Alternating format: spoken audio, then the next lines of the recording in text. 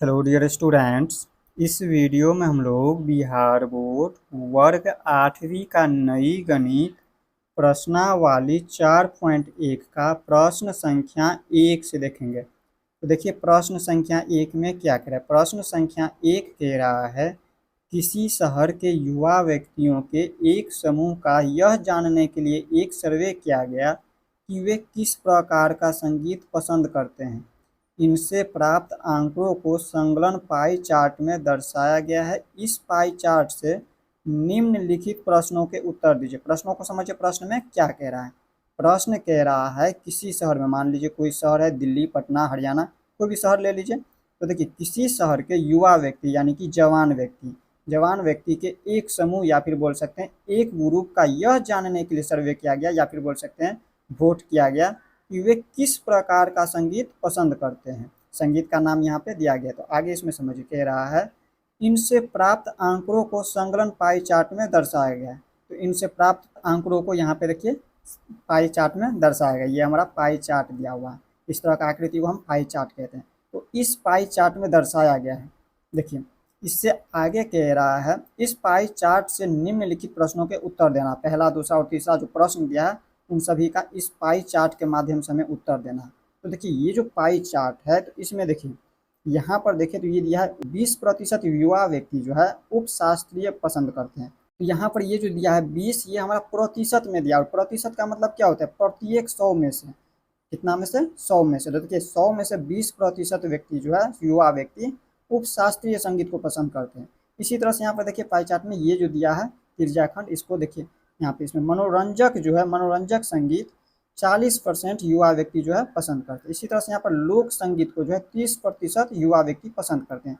इसी तरह से यहाँ पर देखिए शास्त्रीय संगीत को जो है 10% युवा व्यक्ति पसंद करते हैं। तो देखिए प्रश्न को हल करना। पहला नंबर में कह रहा है यदि 20 व्यक्ति शास्त्रीय संगीत कहाँ पे है, तो यहाँ पर देखिए यहाँ पर दिया है शास्त्रीय संगीत। और शास्त्रीय संगीत देखिए तो यहाँ पे 10% है, प्रतिशत में दिया है। और 10% दिया है। आगे कह रहा है तो यदि 20 व्यक्ति शास्त्रीय संगीत पसंद करते हैं तो कुल कितने व्यक्तियों का सर्वे किया गया था। प्रश्नों को समझिए, प्रश्न में क्या कह रहा है। पहला नंबर में आप लोगों को हल करना है, ये जो शास्त्रीय संगीत है ये अगर 10% व्यक्ति पसंद करते हैं तो व्यक्ति क्या यहाँ पर दिया हुआ है संख्या, शास्त्रीय व्यक्तियों की संख्या भी दे दिया। ये जो 10% है ये हमारा 20 है। 10% कितना संख्या में है, संख्या में दिया है 20 व्यक्ति है।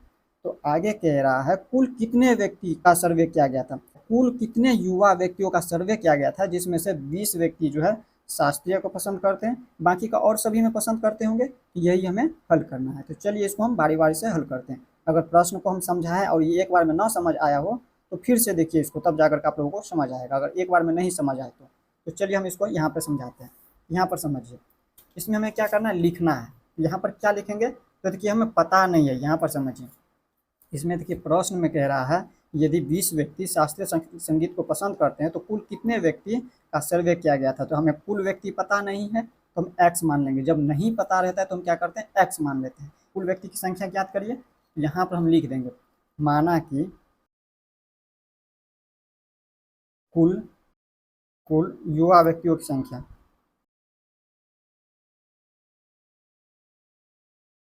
नहीं पता है हमें तो हम क्या करेंगे, एक्स मान लेंगे। यहाँ पर लिखेंगे बराबर में एक्स है। तो देखिए हमें यहाँ पर क्या दिया हुआ है, कुल का, यहाँ पर कुल व्यक्तियों का, यहाँ पर देखिए कुल का दिया हुआ है 10%। कुल का हमें पता नहीं है, लेकिन कुल हम एक्स माने हैं तो एक्स का 10% व्यक्ति जो है शास्त्रीय को पसंद करते हैं। और देखिए यहाँ पर प्रतिशत में और संख्या में देखें तो ये 20 व्यक्ति जो है शास्त्रीय संगीत को पसंद करते हैं। तो यहाँ पर हम लिखेंगे, यहाँ पर क्या लिखेंगे, एक्स का, कुल व्यक्ति क्या है, एक्स है। तो यहाँ पर लिखेंगे एक्स का जो है 10% व्यक्ति किसको पसंद करते हैं, शास्त्रीय संगीत को पसंद करते हैं। और संख्या में देखें तो 20, यहाँ पर लिख देंगे 20। अब देखिए आप लोगों को पता है का मतलब होता है गुना। यहाँ पर लिखेंगे एक्स गुने 10%। प्रतिशत में यहाँ पर देखिए प्रतिशत का मतलब हम आप लोगों को बता चुके हैं, प्रति 100 में से। यहाँ पर देखिए 100 में से ये 10, तो यहाँ पर लिख देंगे 100, 10/100।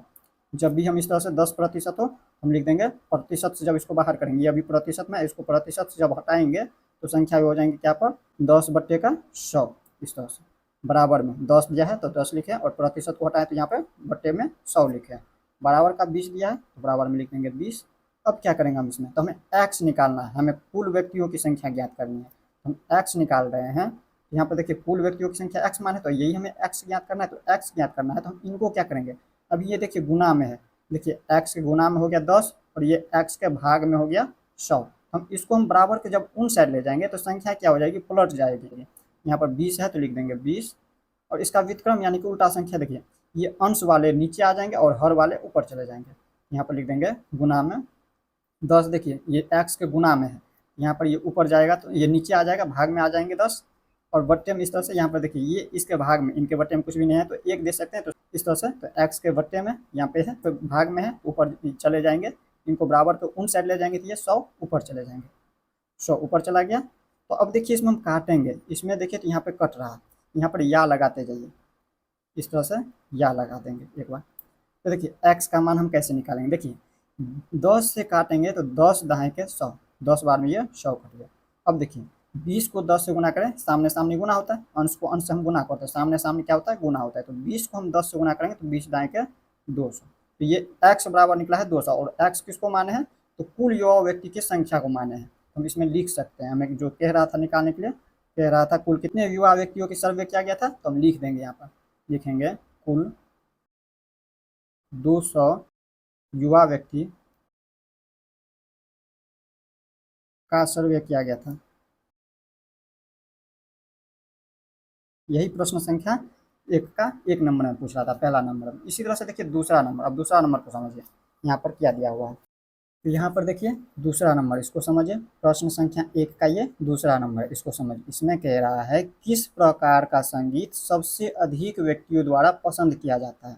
तो इसका उत्तर जो है आपके बुक में ही दिया हुआ है, इसका उत्तर आपके बुक में पाई चार्ट के माध्यम से दिया हुआ है। देखिए पाई चार्ट में इसका उत्तर दिया है। प्रश्न में कह रहा था युवा व्यक्ति जो है सबसे अधिक किस संगीत को पसंद करते हैं। तो यहाँ पर देखिए 20% युवा व्यक्ति जो है उपशास्त्रीय को पसंद करते हैं, 10% युवा जो है शास्त्रीय संगीत को पसंद करते हैं, इसी तरह से 30% युवा जो है लोक संगीत को पसंद करते हैं, और यहाँ पर देखिए मनोरंजक संगीत को जो है 40% युवा व्यक्ति पसंद करते हैं। तो सबसे अधिक किसको पसंद करते हैं, तो मनोरंजक संगीत को पसंद करते हैं युवा व्यक्ति। तो हम यहाँ पर लिख देंगे, यहाँ पर प्रश्न संख्या 1 का दूसरा नंबर में लिखेंगे। दूसरा नंबर में क्या लिखेंगे, मनोरंजक संगीत को सबसे अधिक युवा व्यक्ति द्वारा पसंद किया जाता है, पसंद किया जाता है। इस तरह से आप लोगों को लिख देना है। तो इस तरह से आप लोग प्रश्न संख्या 1 को दूसरा नंबर समझे। अब देखिए इसी तरह से तीसरा नंबर, तो यहाँ पर देखिए अब तीसरा नंबर, इसको समझिए। तीसरा नंबर में देखिए क्या कह रहा है, कह रहा है यदि कोई कैसेट कंपनी 1000 सीडी बनाए तो वह प्रत्येक प्रकार की कितनी सीडी बनाएगी। प्रश्नों को समझिए, इसमें क्या कह रहा है, कह रहा है कोई कैसेट कंपनी है जो 1000 सीडी बनाना चाह रहा है, तो कह रहा है वह प्रत्येक प्रकार की कितनी सीडी बनाएगी। इसका भी उत्तर छुपा हुआ है आपके पाई चार्ट में। तो देखिए पाई चार्ट में कैसेट कंपनी कितना सीडी बनाना चाह रहा है, 1000 सीडी। तो उसमें से देखिए वो जो है, इसमें से देखिए युवा व्यक्ति जो है उपशास्त्रीय संगीत को 20% पसंद करते हैं, तो यहाँ पर 20% सीडी जो है उपशास्त्रीय का बनाएंगे। इसी तरह से 10% जो है यहाँ पर शास्त्रीय संगीत का बनाएंगे, लोक संगीत का यहाँ पर 30% बनाएंगे सीडी, और यहाँ पर मनोरंजक संगीत का जो है 40% सीडी बनाएंगे। ये प्रतिशत में है। और हमें क्या कह रहा है इससे आगे, इसमें समझिए, यहाँ पे पूछ रहा है संख्या में कितनी सीडी बनाएगी, संख्या में हमें निकालना है। तो संख्या में हम कैसे निकालेंगे, तो चलिए इसको हम हल करते हैं। तो यहाँ पर देखिए प्रश्न संख्या, इसको थोड़ा सा ऊपर कर लेते हैं। तो प्रश्न संख्या 1 का जो है ये तीसरा नंबर, तीसरा नंबर में हम क्या लिख देंगे, यहाँ पर लिखेंगे पहला हम शास्त्रीय संगीत को निकाल लेते हैं। देखिए बारी बारी से किसी को भी पहले निकाल सकते हैं, यहाँ पर जो दिया हुआ है तो इसमें से हम किसी को भी पहले निकालिए। जैसे हम पहला शास्त्रीय निकाल लेते हैं, इसके बाद उपशास्त्रीय का निकाल लेते हैं, इसके बाद मनोरंजक का निकाल लेते हैं, इसके बाद हम लोक संगीत को निकाल लेते हैं। तो चलिए हम बारी बारी से सभी को निकालेंगे। यहाँ पर लिखेंगे शास्त्रीय संगीत के सीडी की संख्या संख्या में हमें निकालना है, और हमें दिया है प्रतिशत में। कितना का निकालना है, 1000 सीडी का, 1000 सीडी का प्रतिशत में दिया है 10%। ये शास्त्रीय संगीत कितना दिया हुआ है, यहाँ पर देखिए 10% दिया है, तो 10% लिख देंगे 1000 का 10%। अब इसको हल करेंगे तो यहाँ पर संख्या में पता चल जाएगा। तो यहाँ पर देखिए 1000 है तो लिख दीजिए 1000 का मतलब गुना, और यहाँ पर देखिए इसको हम प्रतिशत से जब बाहर करेंगे 10 और बट्टे में यहाँ पर क्या हो जाएंगे, प्रतिशत के बदले यहाँ पे बट्टे में हो जाएंगे 100। अब देखिए इसको हम काट सकते हैं इस तरह से, इसको हम अगर 100 से काटे 1000 को तो यहाँ पर 100 दहाई के 1000, 100 दहाई के 1000 हो गया। तो यहाँ पर कितना हो जाएंगे, 10 को हम 10 से गुना करेंगे तो 10 दहाई के 100, यानी कि शास्त्रीय संगीत के सीडी की संख्या हो जाएंगे 100। अब इसी तरह से दूसरा अगर निकालेंगे हम, इसके बाद यहाँ पर देखिए दिया हुआ है उपशास्त्रीय। उपशास्त्रीय कितना दिया है, प्रतिशत में दिया, हमें संख्या में ज्ञात करना है। तो उपशास्त्रीय दिया है 20%। चलिए इसको हम संख्या में ज्ञात करते हैं। यहाँ पर लिख देंगे उपशास्त्रीय संगीत के सीडी की संख्या, शॉर्टकट में संख्या इस तरह से लिख दीजिए, या फिर पूरा लिखना चाहे तो इस तरह से संख्या लिखेंगे। यहाँ पर लिखेंगे 1000 का, 1000 का कितना प्रतिशत दिया, 20%। उपशास्त्रीय में लिख देंगे 20%। इसको भी इसी तरह सॉल्व करिए, 1000 है तो लिख देंगे 1000 का मतलब गुना और 20%, 20% इसको हम संख्या में लेंगे तो कैसे लिखेंगे, 20 और प्रतिशत से जब बाहर करते हैं तो बट्टे में लिख देंगे 100। अब इसको भी हम काटेंगे 100 से 1000 को, तो 100 दहाई के 1000। अब देखिए ये संख्या में 10 को गुना कर देंगे, सामने सामने क्या होता है, अंश को अंश से गुना करते हैं, ऊपर वाले संख्या को ऊपर वाले संख्या से गुना होता है। तो 10 को हम 20 से गुना करेंगे तो 20 दाएँ के 200, तो यहाँ पर 200 सीडी हो जाएंगे। यहाँ पर उपशास्त्रीय संगीत के कितने सीडी बनाएंगे, तो 200 सीडी बनाएंगे। अब इसी तरह से यहाँ पर निकालेंगे, किसके बाद क्या दिया हुआ है, यहाँ पर देखिए इसके बाद दिया यहाँ पे मनोरंजक। मनोरंजक दिया है 40%। इसको संख्या में पता करना है, तो संख्या में हम कैसे हल करेंगे, तो यहाँ पर लिख देंगे संख्या में, इसको ऊपर कर लीजिए, यहाँ पर हम लिख देंगे मनोरंजक संगीत के सीडी की संख्या बराबर क्या हो जाएंगे, 1000 का 40%, 40%। तो 1000 है लिख दीजिए 1000 का मतलब गुना और 40% है, प्रतिशत से इसको बाहर करेंगे तो 40 और प्रतिशत के बदले यहाँ पे 100। अब 100 से गुना यहाँ पर काटेंगे, 100 दाएँ के 1000। अब देखिए 10 को हम 40 से गुना करेंगे तो 40 दाएँ के 400, तो 400 सीडी हो जाएंगे मनोरंजक संगीत के।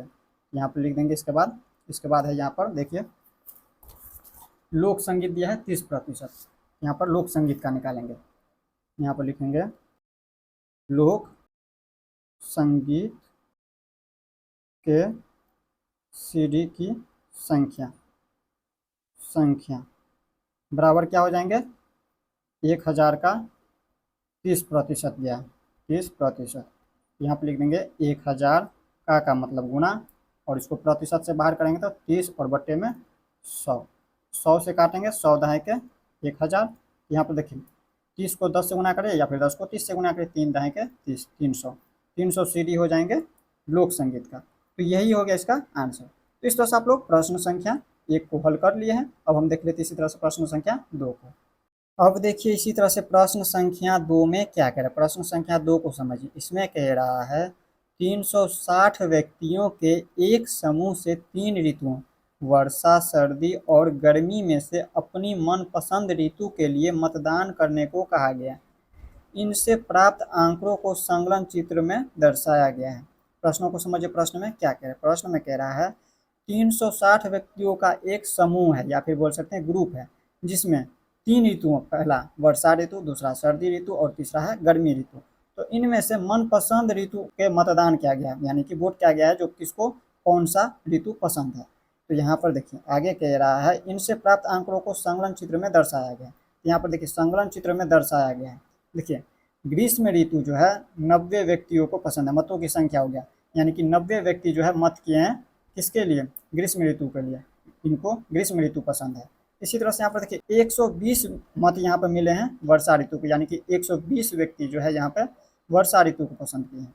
और इसी तरह से यहाँ पर देखिए शीत ऋतु को जो है 150 व्यक्ति पसंद किए हैं। अब इसके बाद देखिए इसमें हल हमें क्या करना है, तो कह रहा है किस ऋतु को सबसे अधिक मत मिले।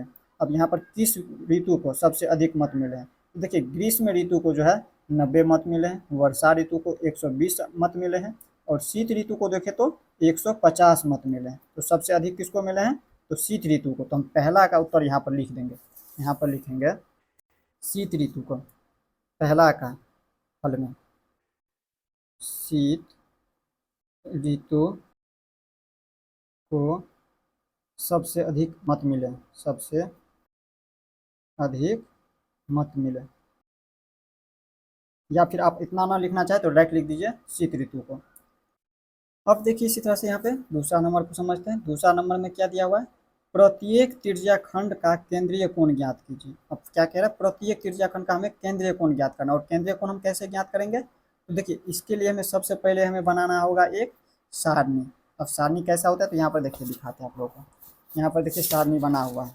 यहाँ पर देखिए इस तरह से आप लोगों को बनाना होगा, एक सारणी बनाना होगा। चलिए इसको डायरेक्ट हम बना लेते हैं पहले एक सारणी, और इसके बाद हम आप लोगों को आगे दिखाते हैं। वीडियो को स्किप करके पहले हम एक सारणी बना लेते हैं। तो देखिए प्रश्न संख्या 2 के लिए हमने एक सारणी बनाया है। और देखिए प्रश्न संख्या 2 में क्या कह रहा था। प्रश्न संख्या 2 का दूसरा नंबर कह रहा था प्रत्येक त्रिज्याखंड का केंद्रीय कोण ज्ञात करना है। तो देखिए हमने यहाँ पर लिख दिया केंद्रीय कोण। केंद्रीय कोण हमें इसमें ज्ञात करना है। तो केंद्रीय कोण ज्ञात करने के लिए हम क्या करेंगे, सबसे पहले इस तरह से हमने एक सारणी बनाया। इसमें हम सबसे पहले संपूर्ण का भाग ज्ञात करेंगे। तो यहाँ पर संपूर्ण का भाग हम कैसे ज्ञात करते हैं, तो देखिए ये जो दिया है ग्रीष्म ऋतु में मतों की संख्या 90, तो लिख देंगे 90 को। और इसके बाद हम क्या करेंगे, कुल से, टोटल से, इनको हम पूरे को जोड़ लिए हैं। मतों की संख्या को हमने जोड़ा है, तो यहाँ पर कुल हमें प्राप्त हुआ 360 मत। तो यहाँ पर 360 से हम इसमें भाग देंगे। इसमें 360 से क्या करेंगे, भाग देंगे। अब देखिए इसमें हम काटना चाहे तो इसको डायरेक्ट काट सकते हैं। 9 चौके 36, 4 बार में 90 का 90 और ये 4 बार में, तो यहाँ पर हो जाता है 1/4। अब इसी तरह से सभी को कर लेंगे। यहाँ पर 120 है तो लिख देंगे 120 और बट्टे में 300 का 60, 360। अब इसमें देखिए इसको हम काटना चाहे तो यहाँ पर 12 तिहाई के 36, 3 बार में 120 तिहाई के 360 हो जाता है। यहाँ पर 120 तिहाई के 360, तो यहाँ पर हो जाता है 1/3। अब इसके बाद देखिए इसको भी इस तरह से करना है। 150 दिया है और बट्टे में दिया है ये 300, कुल 360 दिया है, 360 लिख देंगे। अब इसको भी काटेंगे। तो देखिए इसको तो ये डायरेक्ट नहीं कटेगा, तो इसको काटेंगे कैसे, यहाँ पे इसको काटिए। इसको अगर हम 5 से काट दें तो 5 तिहाई के 15, 3 बार में ये 15 और ये शून्य तो शून्य डाल दीजिए, 30 हुआ। अब इसको अगर हम 5 से काटें तो 5 सत्ते का 35, इसमें बच जाता है 1 और ये शून्य, 1 शून्य 10। तो यहाँ पर 5 दूनी का 10। अब देखिए इसमें और कट रहा है, इसको हम अगर काटना चाहे तो इस तरह से काट देंगे। देखिए इसको हम अगर 6 से काटें तो 6 पंचे के 30, 5 बार में 30। और इसको अगर हम 6 से काटते हैं तो 12 छक्के 72, 12 बार में 12 छक्के 72। यहाँ पे कितना आ जाता है, 5/12। इस तरह से हमने निकाल लिया। अब हमें निकालना, जो निकालने के लिए कह रहा था उसको हम निकाल सकते हैं आसानी से। केंद्रीय कोण हमें ज्ञात करना है। तो केंद्रीय कोण देखिए हम कैसे ज्ञात करते हैं, तो ये जो दिया है संपूर्ण का भाग, इसको हम यहाँ पे लिख देंगे 1/4। और केंद्रीय कोण होता है 360 डिग्री का, याद रखना है केंद्रीय कोण 360 डिग्री का होता है। यहाँ पर हम लिखेंगे गुना में, 360 डिग्री से इसको गुना कर देंगे। 360 डिग्री से क्या करेंगे, इनको गुना कर देंगे। तो देखिए इसको हम 4 से काटेंगे तो 4 से कट जाएंगे। 4 9 के 36, 9 बार में 36 और ये शून्य तो शून्य डाल दीजिए। और 1 को 90 से गुना करेंगे तो 90। तो केंद्रीय कोण यहाँ पर 90 प्राप्त हुआ, 90 डिग्री में। यहाँ पर डिग्री में होता है केंद्रीय कोण।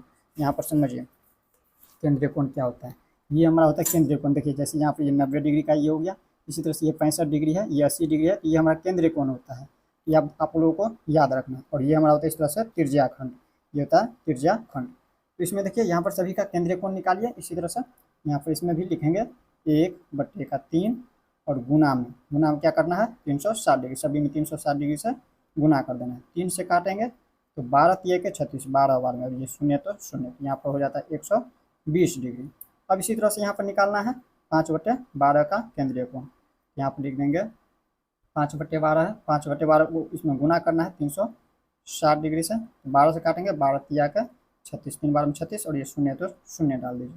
और यहाँ पर देखिए ये सामने सामने गुना करेंगे तो 3 पंचे के 15 और ये शून्य तो शून्य डाल दीजिए। तो यहाँ पर 150 डिग्री का हो गया केंद्रीय कोण इसका। तो इस तरह से यहाँ पर केंद्रीय कोण हमने ज्ञात कर लिया। तो देखिए ग्रीष्म ऋतु का अगर देखें केंद्रीय कोण तो यहाँ पर 90 डिग्री का होता है।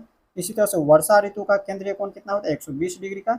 और शीत ऋतु का यहाँ पर केंद्रीय कोण होता है 150 डिग्री का। तो आगे देखिए अब इसके आगे क्या कह रहा है, यहाँ पर देखिए तीसरा नंबर में क्या कह रहा है, प्रश्न संख्या 2 का ये तीसरा नंबर। इसमें क्या कह रहा है, इस सूचना को दर्शाने के लिए एक पाई चार्ट खींचे। अब यही सूचना को दर्शाने के लिए, इसको दर्शाने के लिए हमें एक पाई चार्ट खींचना है।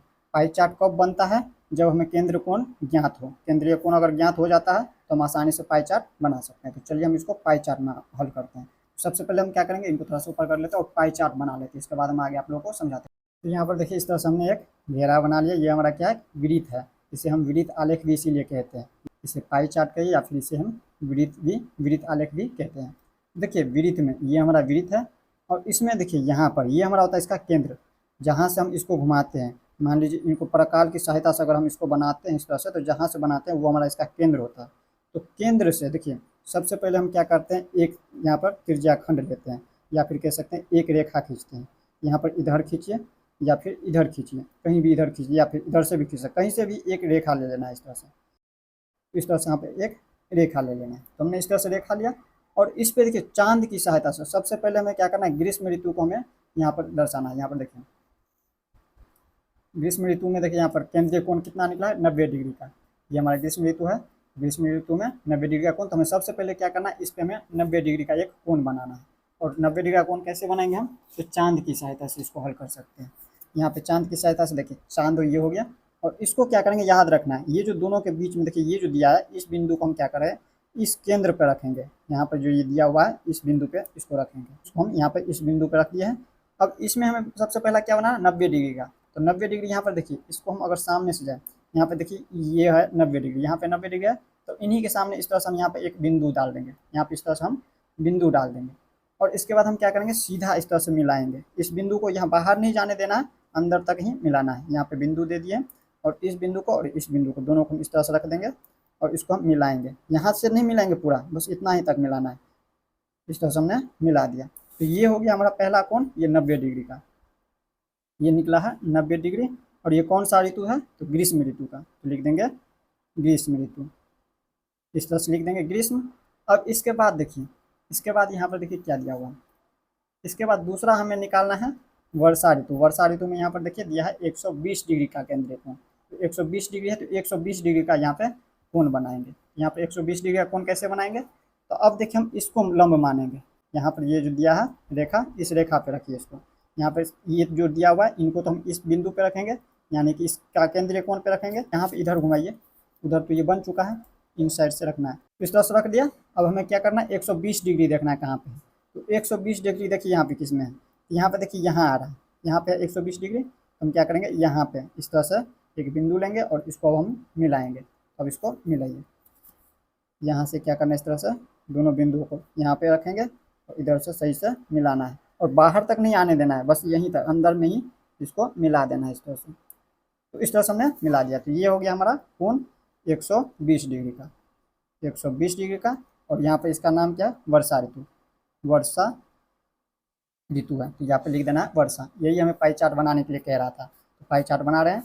और तीसरा जो यहाँ पे बच गया, ये जो हो गया, ये हमारा हो गया 150 डिग्री, क्योंकि आप लोगों को पता है ये जो पूर्ण वृत्त क्या होता है, 360 डिग्री का होता है। ये जो हमारा पूरा जब इस तरह से घेरते हैं, ये हमारा घेरा क्या होता है, 360 डिग्री का होता है। तो देखिए 90 और 120 कितना हो गया, 90 120 हो गया 210 डिग्री। और 210 डिग्री में हम यहाँ पे 150 डिग्री को अगर जोड़ देते तो 360 डिग्री पूरा ये हो जाता है। ये बाकी का जो ये बच गया, ये अपने आप हो गया 150 डिग्री का कोण।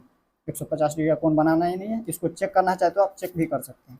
यहाँ पर देखिए प्रकाल को रखिए इस तरह से, इस पर रखिए शून्य, यहाँ पे ये हो गया शून्य और यहाँ से लेकर यहाँ तक आए तो यहाँ पर 150 इस तरह से मिल जाता है। यहाँ पर आप लोग समझ गए, चेक भी कर लिए। अब ये कौन सा है, तो ये हमारा शीत ऋतु है, तो लिख देंगे शीत। अब इस तरह से यहीं पे हमें कह रहा था, ये तीसरा का आंसर हो गया। इस तरह से आप लोगों को बना लेना है। तो इस तरह से आप लोग प्रश्न संख्या 2 को भी समझ लिए। नेक्स्ट वीडियो में हम लोग इनसे आगे देखेंगे। तो मिलते हैं नेक्स्ट वीडियो में। जय हिंद।